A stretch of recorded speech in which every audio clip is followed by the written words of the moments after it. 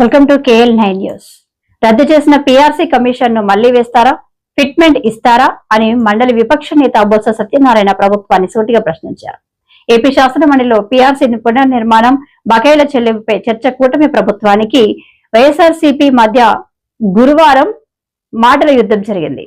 అలాగే శాసనమండలిలో తీర్మానం చేయడం అంటే కార్మికులకు ద్రోహం చేయడమే తప్ప మరి ఒకటి కాదని సందర్భంగా తెలియజేస్తున్నాం.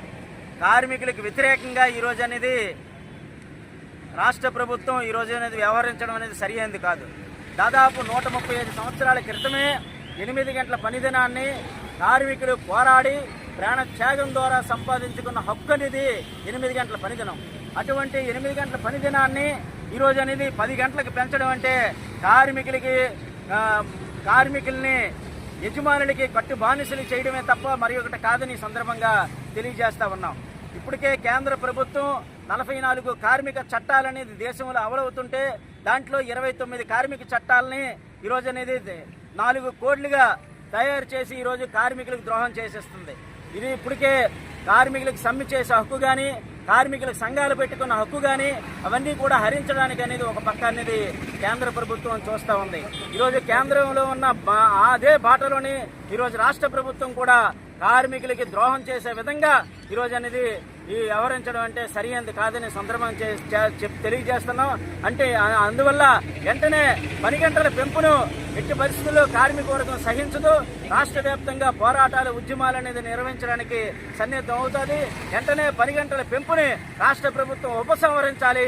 కార్మికుల వర్గానికి ద్రోహం చేసే చర్యలు మానుకోవాలి సందర్భంగా తెలియజేస్తా ఉన్నాం. జిందాబాద్ ఏఐటీయూసీ, జిందాబాద్ ఏఐటీయూసీ. కార్మికులకు ద్రోహం చేసే చర్యలు మానుకోవాలి, కార్మికులకు ద్రోహం చేసే చర్యలు మానుకోవాలి.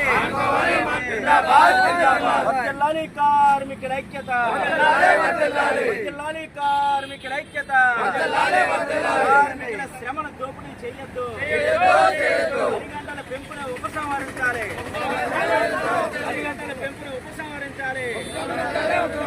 కార్మికులకు ద్రోహం చేసే చర్యలు మానుకోవాలి, కార్మికులకు ద్రోహం చేసే చర్యలు మానుకోవాలి. వర్ధిల్లాలి కార్మికుల ఐక్యత, వర్ధిల్లాలి కార్మికుల ఐక్యత. జిందాబాద్ ఏఐటీయూసీ, జిందాబాద్ ఏఐటీయూసీ.